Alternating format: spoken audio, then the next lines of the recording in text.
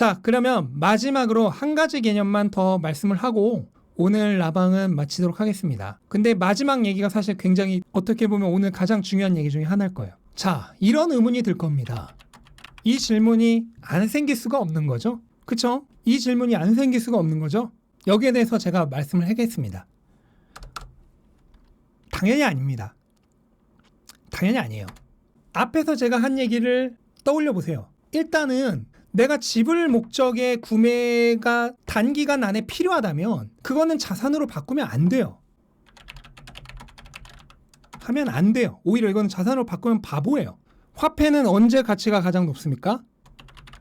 단기간에 필요한 애라면 지금 가치가 가장 높은 형태로 가지고 있어야 됩니다.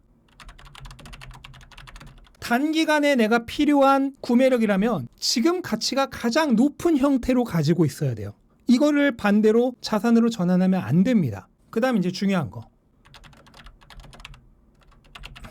이게 중요한 거죠. 그렇다면 장기적 구매력의 축적이 목적이라면 그때는 그냥 돈 생기면 100% 그때 자산으로 전환해야 하나요? 라는 건데 이건 일단 기본적으로는 본인의 성향입니다. 각자 성격대로 하세요. 기본적으로는. 나는 그냥 뭐 귀찮아 그냥 사는 게 나아 하는 분은 사세요.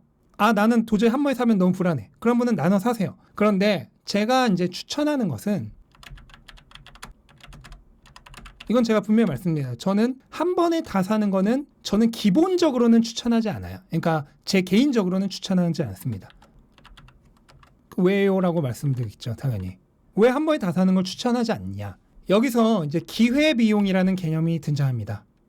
기회비용이 뭐죠? 기회비용은 다 아시죠? 내가 지금 하나를 선택함으로써 나머지 하나를 할 수 있는 기회를 상실하는 겁니다. 그러면 매수에 있어서는 어떤 게 기회비용입니까? 지금 모든 돈을 교환해 버림으로써 앞으로 교환할 수 있는 기회를 상실하는 거예요. 그리고 이것은 엄연한 비용입니다. 그쵸?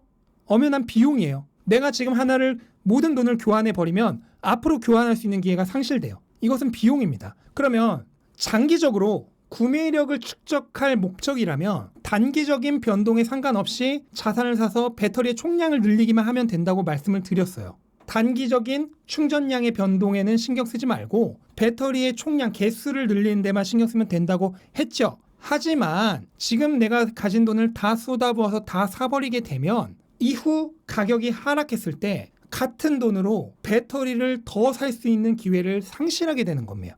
그걸 지금 다 사버리면 내가 5개를 살 수 있었는데 3개밖에 못 사게 되는 거죠.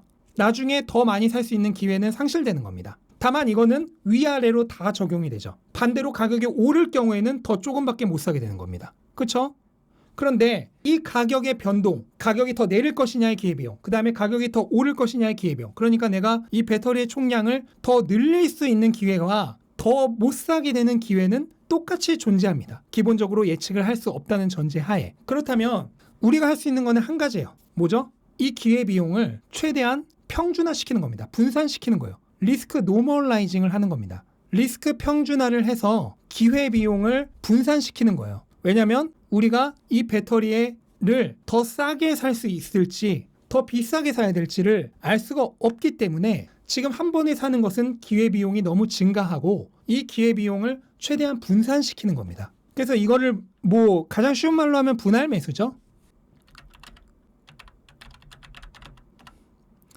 그래서 이걸 하는 가장 쉬운 방법은 분할 매수, 뭐 또는 적립식 매수, 또는 유식한 말로 비용 평균 매수법이라고 합니다. 그러니까 장기간 동안 분할하여 사는 것으로 기회비용의 리스크를 분산시키는 겁니다. 기회비용 자체를, 이것도 일종의 비용이죠. 그 비용을 절감하는 겁니다. 그러니까 이게 비용의 절감이라고 인식하시면 돼요. 분할 매수가 기회비용은 엄연한 비용이죠. 그 비용을 절감시키는 거예요. 만약에 내가 월급을 받아서 200만 원을 매달 투자 가능하다고 해보겠습니다. 그렇다면 일주일에 50만 원씩 사는 겁니다. 만약에 내가 살려는 주식이 100만 원짜리 주식이야? 그러면 2주에 100만 원씩 사는 겁니다.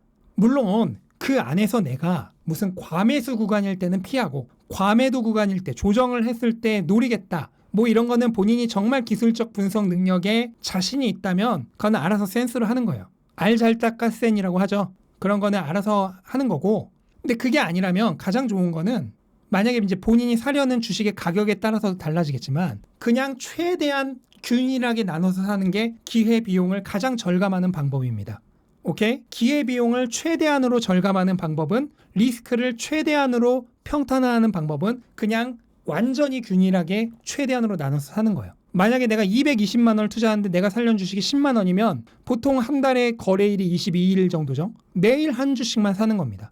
내가 살려는 주식이 20만 원이면 이틀에 한 주씩 사는 겁니다. 내가 살려는 주식이 40만 원이면 4일에 한 번씩 사는 겁니다. 근데 주식은 이게 좀 불리하죠. 가격대가 좀 있으니까. 근데 코인은 가능하죠. 코인은 1억 분의 1까지 나눠서 사는 게 가능하니까. 라카파님, 내가 사려는 주식이 다 가격이 다르면은 거기에 맞춰 자기가 이제 자금 계획을 짜봐야겠죠. 최대한 균일하게 살 수 있도록. 근데 본인이 그 안에서 나는 과매수 구간과 과매도 구간을 노릴 확률을 조금이라도 높게 할 수 있는 기술적 분석 능력이 있다면 그거는 알아서 하세요. 하지만 그게 안 된다면 그냥 최대한 균일하게 사는 게 가장 리스크를 절감하는 방법입니다. 자, 그 다음에 두 번째 질문. 목돈이라면? 내가 퇴직금을 받았어. 5천만 원이야. 목돈이라면? 그리고 단기적으로는 이 돈이 필요 없다는 전제 하에서 얘기를 하는 거죠. 이런 목돈이라면 아주 오랜 기간 추천하는 것은 본인의 연봉 이상 기간. 뭔 말이냐면 여기서 말하는 거는 연봉이 아니라 1년 투자, 연투자금 이상의 기간. 그러니까 내가 2천만 원이 생겼는데 내 연투자금이 2천만 원이야. 그러면 최소한으로는 그 본인의 원래 연투자금 이상의 기간으로는 나눠서 사는 걸 추천합니다. 근데 여기에서는 어쩔 수 없이 필연적으로 성향이 들어가요. 내가 공격적인 성향이라면 짧은 기간에 할 수 있어요. 하지만 보수적인 성향이라면 더 길게 해야 돼요. 3년이 되었건 뭐가 되었건. 이것도 앞에서 말한 거와 완전히 동일한 이유입니다. 이것 때문이에요. 이것 때문. 네, 진용님 말씀하시는데 지금은 몰빵 투자해도 괜찮은 구간 같아요. 근데 그거를 우리가 모르기 때문에 이렇게 하라고 하는 겁니다. 그리고 그 판단을 본인이 정말로 믿는다면 그렇게 해도 돼요. 그거는 제가 뭐라고 하지 않아요. 하지만 저는 그런 판단으로 뭐를 하려고 하는 것보다는 이렇게 기회비용을 절감하는 방식으로 하는 것을 더 기본적으로 스탠다드로는 추천을 드리는 겁니다. 그리고 중요한 거, 기본적으로는 본인의 성향에 따릅니다. 나는 그냥 오늘 사는 게 가장 편하다 하시면은 오늘 다 사시면 돼요. 그래서 지금 말한 이 내용들을 포함해서 전반적인 이런 개념들을 담은 거를 이번 이제 연말에 제가 책으로 내려고 하는 거예요. 그래서 연말에 내려고 하는 책은 무슨 주식책 아닙니다. 코인책 아니고요. 이 앞에 말한 돈이 교환하는 힘이고 구매력이다. 그리고 화폐, 주식 이런 거는 그런 것을 담아두는 껍데기에 불과하다. 이런 자본주의의 그 눈에 보이지 않는 속성들, 자본주의의 룰들 이런 것들에 대해서 철저하게 뒤집어 까는 책입니다. 무슨 주식 언제 사고 어떤 주식 뭐 테슬라 분석하고 그런 주식책 아니고요. 뭐 비트코인이 좋고 이더리움이 좋고 그런 코인 분석하는 코인책 아닙니다. 오늘 말한 내용들 이런 내용들을 다 포함해서 자본주의에서의 돈의 본질과 현금 흐름, 투자의 본질이 무엇인가에 대해서 전반적으로 뒤집어 까는 내용의 책이에요. 그래서 보시면은 기존의 멘탈이 전부 다 영상, 그냥 일반 영상들만 보셨던 분이면은 깜짝 놀랄만한 내용들도 많이 있을 거예요. 보시고 나서 이거는 그냥 멘탈이 전부 다 책 영상 봤을 때는 생각도 못했던 내용인데 이런 말이 써 있다고 하는 내용들이 많이 있을 겁니다. 그건 왜 그러냐면 제가 일반적인 영상에서는 얘기할 수 없는 내용들이 많기 때문이에요. 왜냐면 유튜브는 불특정 다수에게 퍼지잖아요. 거기서는 심오한 내용을 어설프게 다루면 위험합니다. 그래서 제가 그런 내용들을 말을 하지 않아요. 근데 그런 걸 포함해서 굉장히 깜짝 놀랄 만한 내용들이 많이 담겨 있을 겁니다. 네, 주인님 12월에 나오나요? 질문하셨는데 일단은 11월이나 12월 정도가 될 것 같아요. 오늘 이제 평단가에 대한 얘기를 못했네요. 그거는 뭐 다음에 또 얘기할 게 있어야 더 기대가 되는 거 아니겠습니까? 지금 모모 엄마님도 그렇고 평단가 여쭤보시는데 제가 이제 평단가의 허상에 대해서도 철저하게 이제 뒤집어 깔 겁니다. 그 책에도 실릴 거고 결론부터 말씀드리면 평단가란 건 허상입니다. 근데 그런 개념들이 이제 돈의 본질적인 속성을 모르기 때문에 나오는 개념인데 그런 거는 거의 대부분의 사람들이 제가 생각하기엔 95% 이상의 사람들이 그 개념을 몰라요. 그런 거에 대해서 이제 돈의 본질적인 속성을 알면은 해결이 되거든요. 그런 얘기를 할 거예요. 그거는 또 다음에 또 기대할 게 있어야지. 다음에 기대할 게 없으면 그건 또 그 나름대로 심심하잖아. 오늘은 여기까지 얘기하는 걸로 하고요. 네, 감사합니다. 좋은 시간이었습니다. 다들 편안한 밤 되시기 바랍니다.